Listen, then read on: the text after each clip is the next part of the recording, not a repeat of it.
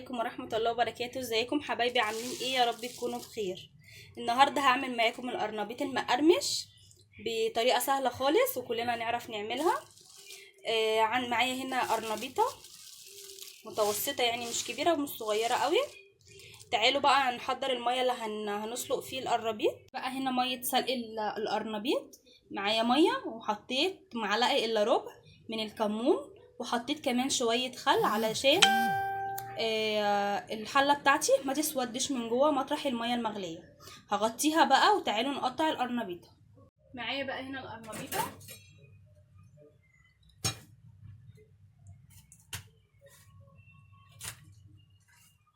هنشيل الاخضر اللي على الوش ده.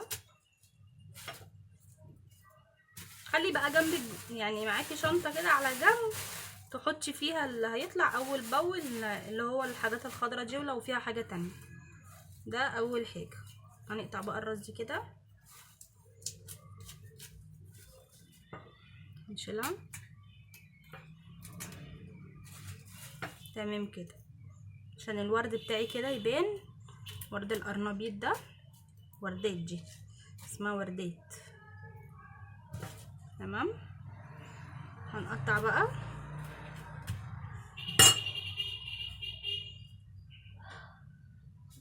كل واحدة لوحدها كده.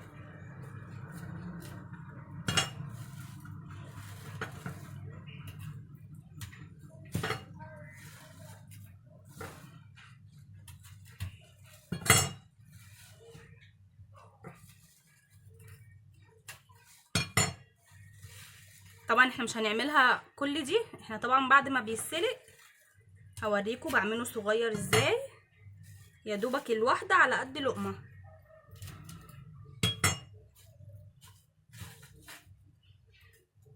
بصوا، فاضل الرق اللي تحت دوت، هشيل دي.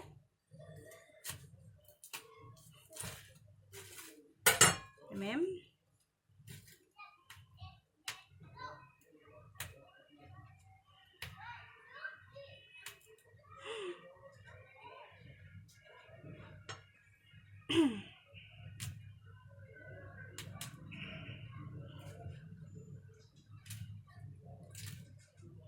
تمام بالشكل ده كده. خلصت بقى تقطيع القرنبيط بالشكل ده. هسيبه بقى كده اهوت لحد الميه بتاعتي ما تغلي، وبعد كده هنسقط واحده واحده فيه. الميه بتاعتي هنا بتغلي، هحط بقى القرنبيط كده، مش هحطه كده، لا كده.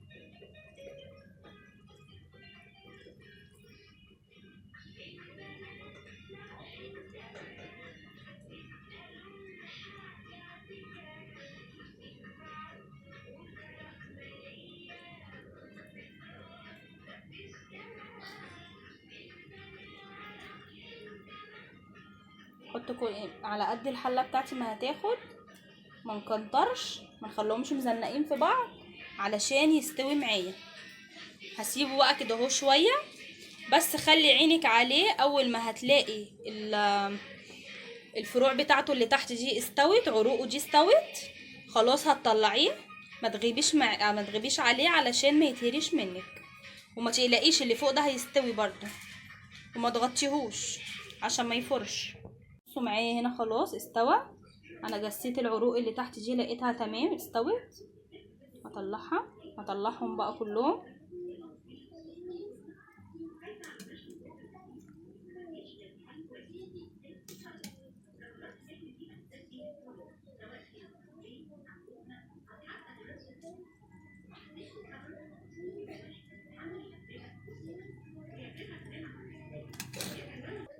حطيت بقى هنا باقي القرنبيط معايا. بصوا شكلي ده من شكل ده بقى هعمل فيه ايه. هفتح الميه عليه، هشطفه علشان السخونيه دي هتسويه زياده، وانا مش عايزاه يستوي زياده. انا السوا ده حلو قوي. خلصت بقى هنا سلق القرنبيط بتاعي خالص.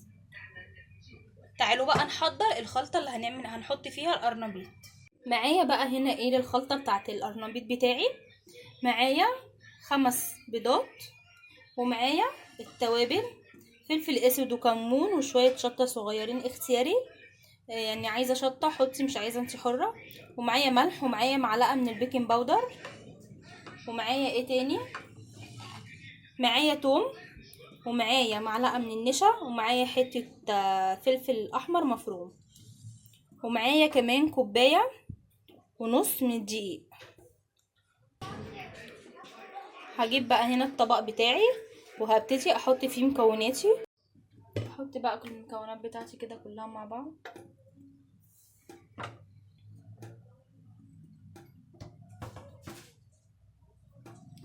احط البيض،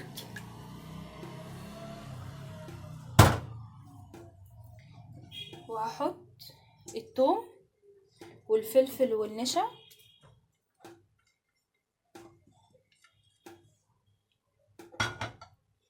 وهحط التوابل،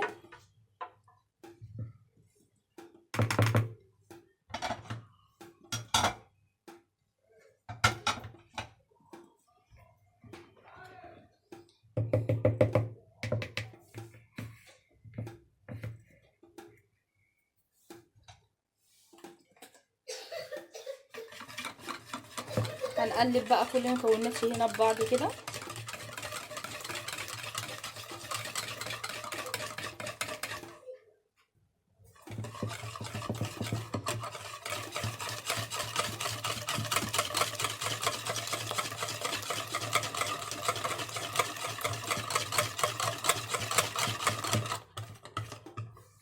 هننزل الحاجات اللي في الجناب دي.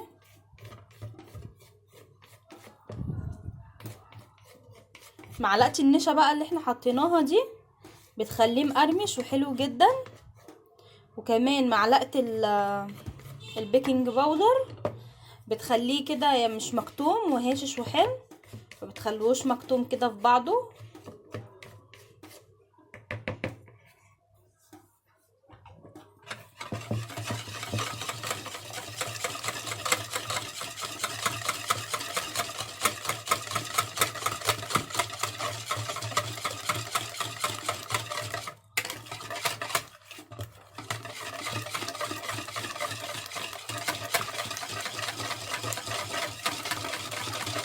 تمام كده خلاص، مبقاش فيه اي تكتلات. هحط بقى معايا كوبايه الدقيق،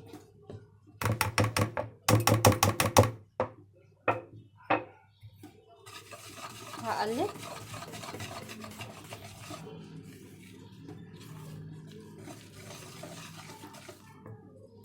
هحط النص الدقيق، وهزود بقى ميه.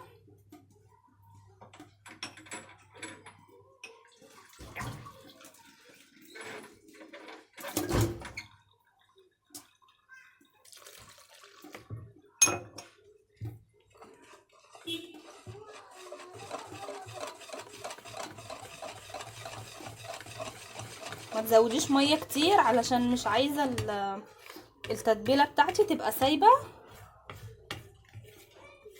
علشان ما تنزلش من على القرنبيط.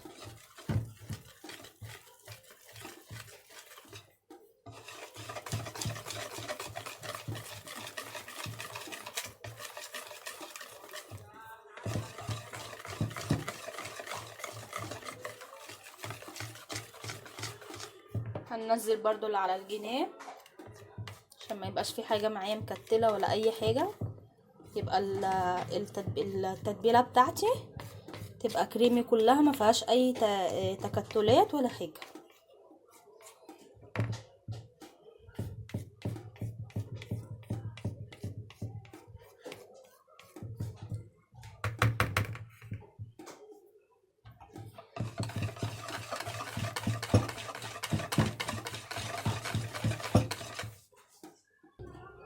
بصوا معايا،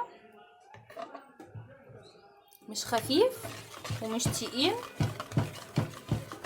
اهم حاجه ما يبقاش خفيف معاكي علشان يثبت على قطعه القرنبيط. حلو قوي كده. تعالوا بقى نقطع القرنبيط بتاعي صغير، علشان لما بيبقى كبير بيبقى طعمه مش حلو وما بيبقاش مقرمش معايا. تعالوا نشوف هنقطعه ازاي. معايا بقى هنا القرنبيط دي قطعة هي صغيرة، بس انا برضو مش عايزاها تبقى التخن ده، برضو مش بحبها كده يعني.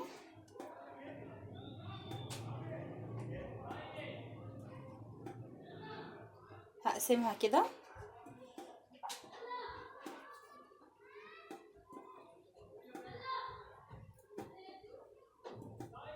بالشكل ده كده. دي جاهزة لوحدها، ودي كمان جاهزة. معايا بقى القطعة الكبيرة دي.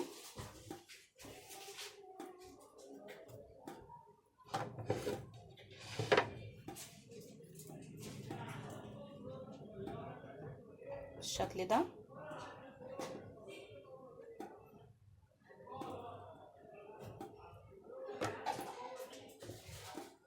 يا دوبك يعني قطعة القرنبيط على قد لقمة.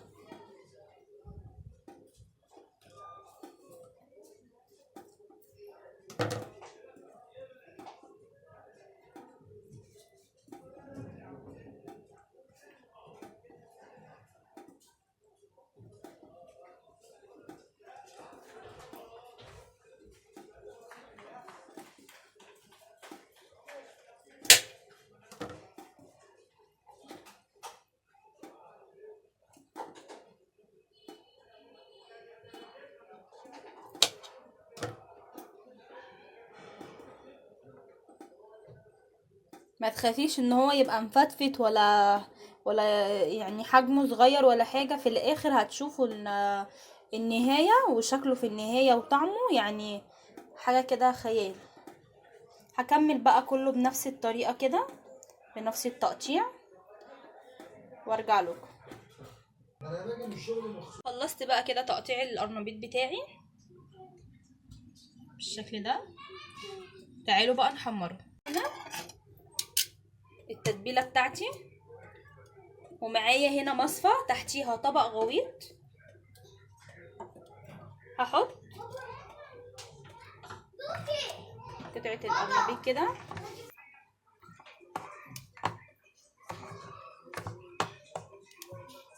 بصوا مش بينزل من على قطعه القرنبيط عشان تقيل معايا.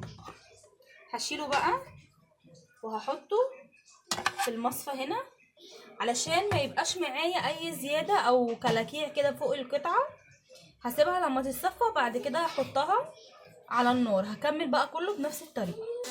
في زيت بقى هنا سخن قوي، انا مولعه عليه من بدري. هحط قطع القرنبيط بتاعي،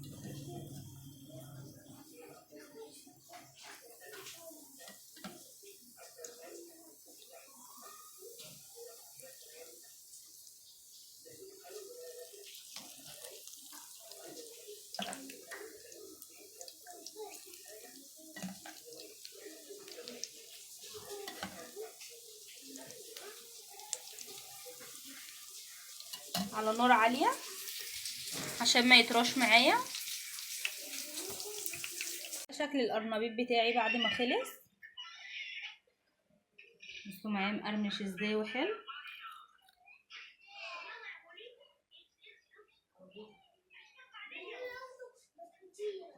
مش قادره اقول لكم بقى ريحته وطعمه حلوين ازاي. بابا غنوج حلو جدا يعني، تحفه.